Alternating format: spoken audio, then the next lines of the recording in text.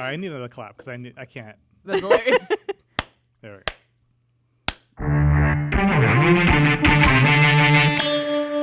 Welcome to the TechTrends podcast, where we discuss the latest manufacturing, technology, research, and news. Today's episode is sponsored by Modern Machine Shop. I'm Ramia Lloyd, and I'm here with... Oh, Elissa Davis. Stephen LaMarca. And I'm Benjamin Moses, Senior Director of Technology. What's going on, guys? Hi, friends. Hello. We've made it to December. We made it to December. Made it to December. Although Steve's been missing for a Yeah. while. Where you been? Missing being here for one, but where should we start? So, missed Thanksgiving, but before Thanksgiving even, at the end of October, I spent a week in Vegas to go to SEMA. Yeah. So SEMA is a really big trade show, and it is a trade show, even though it totally feels like going to an amusement park of cars. like fully grown adult males and adults Right. go to SEMA, see all of these fancy, loud, fast cars or big trucks, and it's amazing. SEMA is a time machine of a trade show because it makes everybody a 6-year-old. Yeah. Yeah. It's also Vegas too, but I spent a week at SEMA looking for manufacturing technology. The main people that I wanted to see, I was hoping to see some creative use of additive manufacturing at SEMA. My most notable things that I saw, this was my first time seeing a vertical lathe. Oh, that's cool. That's So, fun to see. Like typically a lathe is horizontal. Sure. Sure. And I saw a CNC lathe at SEMA of all places that was a vertical lathe. Now, it's not like a typical CNC lathe that, whatever your creative team needs to make or whatever your sales team has sold that you can make to whoever your client is. This vertical CNC lathe is specifically for refinishing and repairing automotive wheels. Okay. Okay. So it's a purpose-built CNC vertical lathe, but it's a vertical lathe nonetheless. And find me another one, I dare you. I was hoping to see some creative uses of additive at SEMA. Let me restart by saying SEMA is a automotive industry trade show. Yep. But instead of being like the Geneva Motor Show or the New York Auto Show, where the big car manufacturers, the vehicle producers come and show off, concept cars or the latest vehicles that are about to hit the market. This is a show for the manufacturers and supporters of the automotive industry's aftermarket, meaning, you own a car. You want to make your car better, or you want to personalize your car in some way. There are companies out there that make parts for your car, accessories to accessorize your car or vehicle. And these companies want to show off their wares. They need a place to do it. SEMA is that place annually, and it's held in Vegas. If you do that, make sure to call your insurance company to add additional coverage for your car. Oh. I used to work in insurance, and a lot of people would be like, I have this, they'd be like, I spent an extra $7,000 on these additional aftermarket things, and you have to call and basically show that it's worth $7,000. I can promise you 99.9% of the people there do not do that. Oh yeah, I know. I worked in insurance. I know. So, man, It's a problem. As a little side tangent, when people take their sports cars to the track, most tracks tell you, don't tell your insurance. Yeah. Don't tell your insurance that you'll be black flagged. Right. Your insurance can drop you if you say that you've taken your car to a racetrack. But most of the time, the most proactive mentality most car people, most gearheads have when it comes to accessorizing and modifying their vehicles is you wait until the warranty period is up. Right. If you have an extended warranty, that just means most people look at that. Most gearheads look at that and are like, that's just a longer period for me not to be able to do anything. But I never thought of the insurance. So this is actually something new to me. I hope my insurance agent isn't watching. But that's what SEMA is. I didn't see a whole lot of additive. I saw that Toyota, and this actually segues into the next week, but I don't want to do that yet. Toyota has a small partnership with Stratasys, a 3D printing company, to make some parts not for mass production vehicles, but their cup cars. So like a lot of car manufacturers actually make sports cars that aren't road legal. They expect you to like buy these cup cars for people with deep pockets that want to go racing or go to the track. But a cup car is actually made for a specialized racing series that, you don't necessarily need talent. You just need money to buy the car and go there. Right. Well, Stratasys makes like a carbon fiber. I think it's a carbon fiber. It's a 3D printed hood ventilation for the GR86 sports car. Right. And I did take a picture of that. That was the only thing I saw at the show that was 3D printing. Right. Outside of something that we've been talking about for a while. I got to see some of the underpinnings of the Zinger C21. Yep. And they actually had some of their team there, and I got to question them about some of their parts because the Singer is a gorgeous car. Singer Automotive is a passion project of Kevin Zinger, who I believe is also the CEO and owner of an additive, more than a job shop, but like Sure. A contract a manufacturer. contract manufacturer called Divergent. Sure. I don't think they actually make the machine tools, like Right. 3D printing machine tools. Service. Maybe they do. I can be corrected about that. But Divergent was at Formnext, which was the next following week. But Zinger was there. They had the subframes and the beautiful, that I've mentioned a million times before, a 3D printed brake caliper that is integral to the suspension knuckle. Yeah. I got to question one of their engineers and designers there.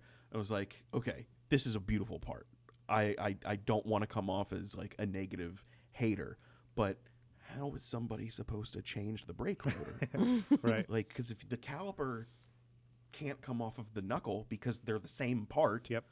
how does the brake rotor? Does that mean you have to take the knuckle and thus caliper off of, unbolt the entire rear suspension per wheel to take the thing off, to take it off of the axle, and then slide the caliper out? And they were basically like, yeah, that's what you do. and that bothers me a little bit because Ben and I are really big fans of the Singer Z21. We Right. want to see that thing. We want to see it rip. We want to see it fly. We want to see it be really successful. I the first time I saw and actually really looked into the C21, I was like, this could be the next great hypercar. This could be the next McLaren F1. But what made the McLaren F1 so special was that not only was Gordon Murray a Formula One car designer that then had the bright idea to, and friends with deep enough pockets to make a road car with his brilliant designs, they were able to prove the McLaren F1 by taking it, a road car, street legal road car, to Le Mans. Right. And then it became, hey, this road car, it's also a really successful race car. Yeah.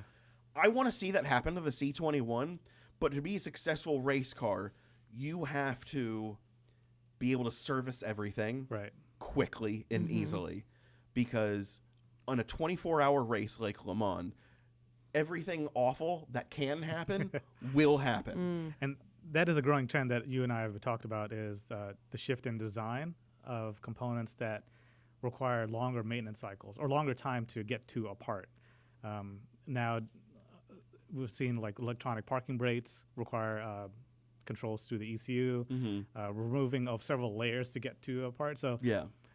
granted, the Singer is a hypercar, and the cost of repairing brakes is not our concern. It's not our concern. But the concept of designing something where maintenance requires 5 more hours to get to something that normally take realistically changing brakes on fixed calipers could be as little as 20 minutes.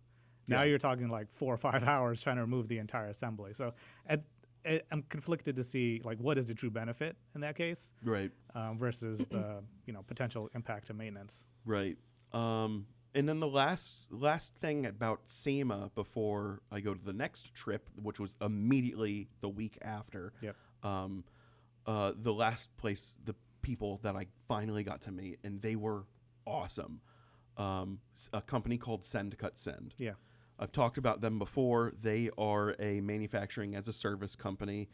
They don't do all manufacturing. Like they don't have like if you want a metal additive part, they're not going to do that. Right. I don't even think they do 5-axis CNC machining. But they've become so big and they are so successful because every bro that drives a Subaru WRX and keeps a vape in the cup holder with that wants to put a big wing on the trunk of their essentially souped up family sedan. If they want to do custom end plates for that fancy spoiler, right. Who do you go to? And if it's not like you can buy something cheap and awful off of eBay or Amazon that comes from God knows where and has what kind of lead and asbestos in it, or you can do your own design, trace it out in crayon on a cardboard piece of paper or on like a cardboard sheet, pizza box, right. if you will, send it to Send Cut Send. They will confirm the measurements with you, CAD cam it up, and then laser cut it out of the material that you want and send the parts back to you, and you can bolt those end plates on your crazy, loud, audacious like spoiler on the back of your car. Well, the name makes a lot of sense then. It's brilliant. And it's funny in forming and fabricating, like being able to put like a cardboard box and draw what part that you're making is actually a common practice a lot. So not only automotive, but there's big assemblies where it's like something didn't quite work out and you got to fill that space or make complementary parts. So being able to, you used to do that for tubing a lot. You used to use like a wire hanger to run a piece of tubing or to mimic the tubing line and then take that piece off and actually bend the small stainless steel hosing or tubing for that. Yeah, and it's a team of people that are really passionate into their hobbies with a background in manufacturing. Yeah. Manufacturing fuels their hobbies, and that's something that I resonate with. Yep. And it's really cool. They started with, send us your CAD designs. We recognize that CAM is the hardest part of the manufacturing workflow, right. Not actually making the thing, but the CAM part. We'll do the CAM for you, and we'll cut it, and we'll ship it to you, all for a flat rate. Yep. Not necessarily material dependent, size dependent, how many parts you want dependent, but which is not a flat rate at all. The shipping is probably flat rate. Yeah. It was really cool talking to them. My personal pet project with them will be I want to see them at an IMTS. They're planning on going to FabTech in 2024, and I'm like, that's great, but we have to go see them. come to IMTS. Yeah. I won't be at FabTech. Don't get me, that's great, but IMTS. Steve, can you give me a quick summary of Formnext? Okay, so come home from Vegas. I've got 24 hours at home to swap out dirty laundry, put in fresh laundry in the same bag, and then go back to Dulles to fly to Frankfurt, Germany.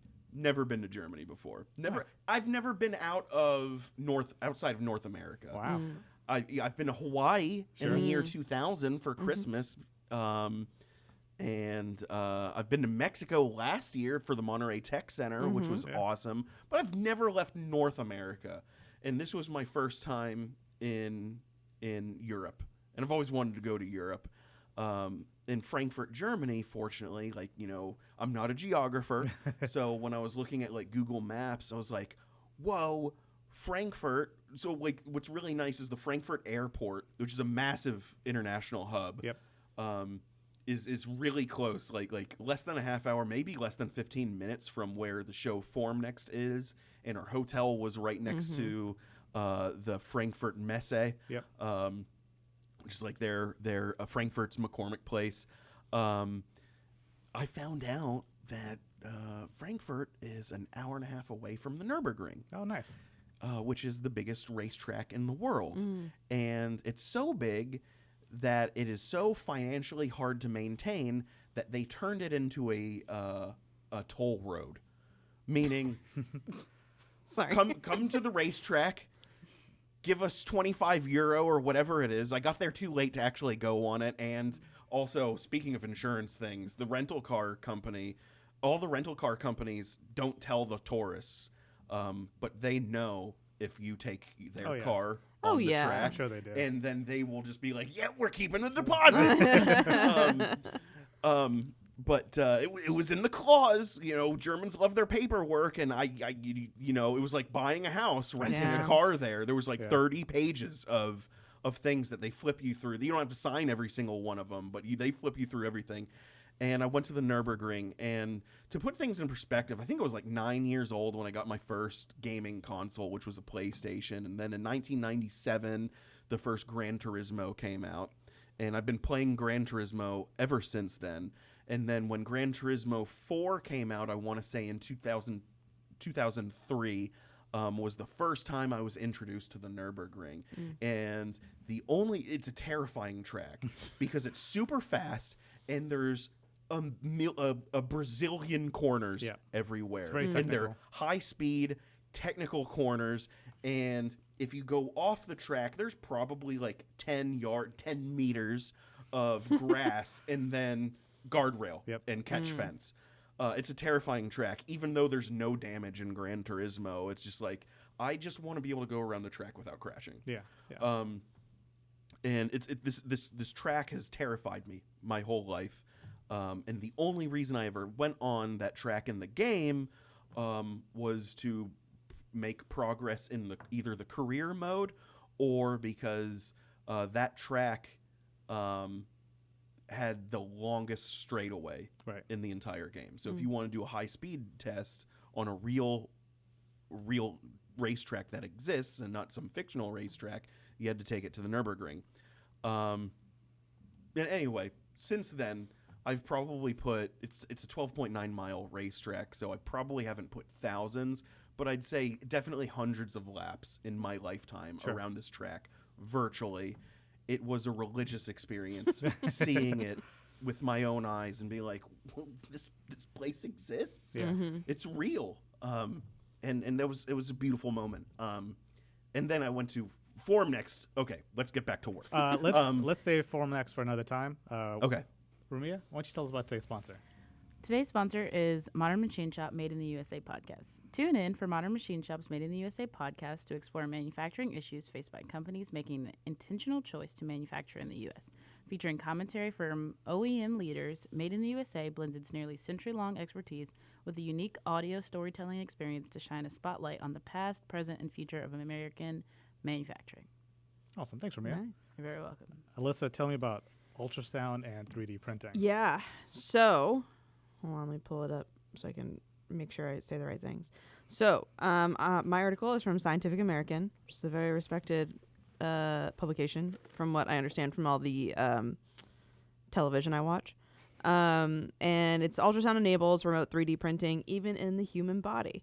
So, for the first time, researchers have used sound waves to 3D print an object from a distance, even with a wall in the way. That's cool. So it's a big breakthrough in ultrasound technology. So the way I understand it is that when it comes to the human body, they inject like some sort of substance, like a gelatin or something like that, and then they use the ultrasound technology to then manipulate that substance into, like, to 3D print it basically into the shape that they want, around whether it's like a cancerous cell or cancerous body or as like some sort of musculoskeletal thing.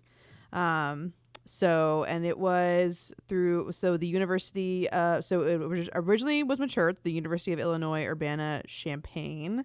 But this specifically was, sorry. Why are you looking for that?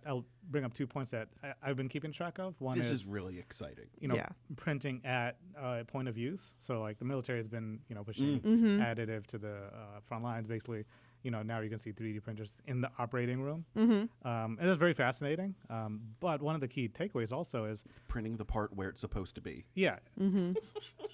In this particular case, exactly where it's going to be used. But the other interesting takeaway is that we've seen additive enable really, really unique designs. So scenarios where there's like a blind hole where you can't get a part through. Now you're seeing, blind manufacturing. So being able to print something inside of an object. So if I wanted to print a sensor in a cavity or something along those lines, I think this concept opens up a lot of opportunity. Obviously, organic to metallic versus polymers. There's a huge transition, but the concept is still very solid. This is Apollo 13 level stuff, man. So it's through Montreal's Concordia University. Nice. Who were able to successfully do this. And so my grandfather, he passed from brain cancer, and he had a glioblastoma, which was inoperable in his brain, and obviously like radiation stuff didn't do anything to shrink it. But this is the kind of thing where like if this had been around, would this have been something that like it could have shrank? Because it's designed for not only rebuilding parts within the body, but also you can inject the material with medication and then. Therefore, help someone that way. So I'm always looking for stuff where I'm like, if this had been around, because there was like an experiment a while back where they injected like HIV cells into glioblastomas, and that helped reduce them and shrink them. So they're constantly trying to figure out things like that. But this is amazing because you think about like ultrasound, they're using right. And to emphasize, like we don't typically talk about manufacturing for the medical industry. But this is so new and advanced. Like this is actually a new type of additive manufacturing because it's the most similar to like vat photopolymerization, digital light processing, or what's the one that uses a laser instead of a screen? Doesn't matter. But instead of like think about vat photopolymerization, this is more like organic vat, except instead of a vat. They were talking about the human body, and instead of photopolymerization, it's more like phonopolymerization because we're using sound instead of light. So it's really wild. This has not been done before. This is actually something new. If you look at the carryover into industry, one thing I've been working with is the National Fluid Power. Steve and I have been working with them. And if you imagine, heavy equipment where they're using hydraulic lines, hydraulic line failure is a very big problem, especially at the high pressure. It's potentially flammable at some points. Can you imagine injecting a fluid and then having a object where you can repair the inside of a lining of a hydraulic cylinder or cylinders or hydraulic lines, things like that? I think there's a lot of parallels where being able to inject a fluid and then having a device on the outside print from the inside out. Yeah. That's fascinating. Good find, Elissa. Thank you. It was all over my Google alerts. So I was really excited about that because I didn't think that was possible, to be honest with you. Yeah, same. So that's absolutely wild. So I've got one on automation. So this is an interesting perspective on the economics for automation, specifically robotics. Well, we'll go back to automation. So this is from Robot Report, venture capitalist perspective on robotics. And the reason I like this article a lot is, one, it shows kind of the shift on where robotics and automation is headed on end-use technology. Like, what's the need, right? What are people interested in? And I parallel venture capitalist funding to kind of technology drivers or where the industry is headed in general. And they hit on a couple of key elements here. One, they have a couple of sectors, and they show year-over-year trends for sectors. Obviously, in manufacturing, it's still consistently growing, so contract manufacturers looking to automate the processes. But logistics has still been skyrocketing. Logistics is still the massive driver for a lot of places. Agriculture is still big, and pharma has actually dropped quite a bit. So there's still really interesting shifts, but the key takeaway that we're seeing is autonomous vehicles. Mainly road use is driving a lot of the trends. That still trickles down to like warehousing and autonomous vehicles, autonomous robots in warehousing. Vertical robots, and that's mainly used for industrial settings. And the last one is I found very good, very positive, is enabling systems. So hardware, software components that are used to build other solutions. And that's one thing that I think Steve and I and the team has been thinking about. If you break a robotic arm into its three main components, you have the end of arm tooling, the arm itself, and then the brains behind that. The brains behind the entire cell is where I see a lot of the value. I mean, the arm itself is very intricate, like the sensors, the robots, and the material scientists for that. But realistically, you're not going to see significant changes in can the arm move faster in terms of processing. You're going to see much more advanced technologies in controlling it, time optimization, and the shift to changing in safety regulations. And that is something that'll probably occur over the next couple of years as we see more vision technology, more LiDAR, more ability for the cell to detect dangerous versus non-dangerous scenarios. So I thought it was a very good report on kind of where they're headed, the different companies that are popping up in the venture capitalist world. Not that I'm a big fan of that environment, but it's good to see where they're headed. Well, it's interesting because especially in a world like manufacturing, it's moving so fast and so slow at the same time. Right. And so it's one of those things where you're like, well, when does the real return on investment happen? Right. Because like there's the technology is constantly changing, but it's I feel like when it comes to like venture capitalists, it's never moving at the pace that they want it to. Correct. Especially in an industry like manufacturing. So. And that's the key thing our association has been keeping track of is the penetration of venture capitalists into the manufacturing technology environment. The underlying risk is once you get to physical assets, the cost risk skyrockets. Right. Once you're having to buy assets to transfer. And that's where we see a fair amount of success in companies that are looking at manufacturing technology as a service. There's quite a few different technologies where we're seeing companies offering end users the ability to basically rent or lease assets. And I think that helps the technology company where they can turn over their equipment easier. They can get that equipment back in, they can furbish it, so they have better control of their inventory. So I definitely see a shift in a couple of things. One, being able to buy now off a website. Hopefully that's the thing that we'll see more often. We're getting there. We're getting there. But also manufacturing technology as a service. So we'll definitely see that shift over the next couple of years. Steve, tell me about ultrasound or sound. Yeah, to continue the Elissa's topic of harnessing the power of sound, to get a little bit heavier in some audio science.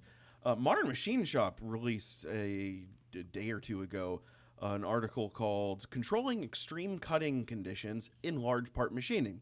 And when I first clicked on this article and added it to my list of things to add to the tech report, I thought that, oh, cool, somebody actually put like a guide together on Modern Machine Shop, put a guide together on how like how to get started with large scale cutting, like CNC machining, because the picture right off the rip is two guys getting fixturing a workpiece in a gantry machine, a massive gantry machine. I think this key is, the part is not in inches. This is like in feet or meters. Yeah. That's the scale we're talking about. This is a big machine, but forget the big machine. Yeah. The entire article is essentially talking about like Bose noise canceling technology. All right. And what I mean by that is this European company, this European company is essentially using the same science, audio science behind Bose's noise canceling technology. Like when you put on noise canceling headphones, and it cancels out all of the commotion around you and makes it go silent. But at the same time, if you really listen, it's not totally silent. Right. You still hear some things, but it's covered up by a raised noise floor, really, because it kind of sounds like this hissing above us. Yeah. It's like you're underwater. Yeah. There's like, it's not a white noise, but you hear something else. They just cover it up with this, and it's more soothing than whatever it was you were hearing. Right. And this can be applied and is now applied to machining, because you have a lot of noises when you are doing material removal. When a cutter, dives into a piece of material, you'll typically hear hopefully it's not an aggressive, gross grunting or screeching. Hopefully it's a nice, gentle hum, or maybe a subtle rumble as you cut. That's what you're looking for. There's a lot of, any machinist can tell you, there's a lot to be desired in that you're looking for when you're listening to a machine tool cut. And this company is just putting some actual data behind that and canceling out the bad noises by adjusting your feeds and speeds appropriately to get a nice, consistent noise floor that is always the same. And it turns out when you do this, you increase the surface finish and hitting tolerance targets by, I think it said in the article, 300%. That's huge. Wow. Which is huge, you know. So get your Haas some Bose noise canceling headphones, and you're going to have better parts. That is an interesting trend, and to your point, like an experienced machinist or operator that's been around the block a few times knows that you can judge the health of a part based on the sound coming off the machine. Oh yeah. And normally there's, like, if you're using form cutters, it's going to be a certain squeal. If that squeal's different, you're like, oh, maybe I'm feeding too fast, or and a part's that big, the rigidity of the part is actually very difficult to get the same on something smaller. So as you're machining it, it's going to be more flexible. So that's why you get a lot of chatter. And to the point, that chatter induces a lot of sound. So the ability to get value from, okay, this thing doesn't sound as the same as it should, let's modify something on the fly, is very, very interesting. And that's one thing that's not thought about a lot, is when you look at parts that scale, like if I bring in a forging that big, you're going to get different material properties around the part itself. Right. Right. So I have a set of parameters on one end of it. It's going to be significantly different on the other end. One, you got cutter wear, and you got different material properties. There's a lot going on as you're machining, hours and hours worth of parts. So and as advanced as post-production CAM is getting, Hypermill or somebody, anybody that does toolpath optimization. Toolpath optimization is incredibly advanced today. It's crazy how far we are in terms of that, and they got that far. They these computer programs have mastered toolpath optimization by running so many simulations.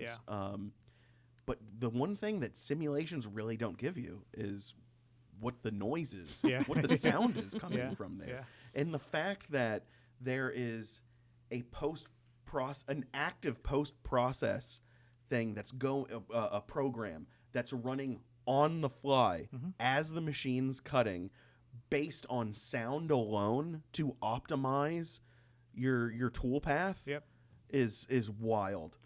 I keep thinking, every time somebody like Mastercam or Hypermill, OpenMind, shows off a new addition to their toolpath optimization, their post-process cam power, I think it can't get better. And then it does.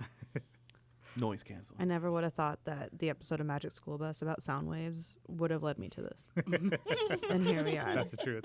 So this is the sound episode. One thing I'll add is later on we can get a little more in depth to this, but I found an article where they're doing research on additive. So the concept of getting data in real time for additive, that can be done with imaging, or mainly with imaging right now. But they're also looking at using sound coming from the additive process to see, are they getting porosity? What does the weld formation look like? So there's definitely a lot more information, a lot more value to get out of sound in manufacturing. Guys, that was a great episode. Ramia, where can they find more info about us? amtonline.org/resources. Bing bong. Like, share, subscribe. Bye, everyone. Bye. Oh, now it's time for Bing bong. Yeah. I haven't been okay. here. It's okay.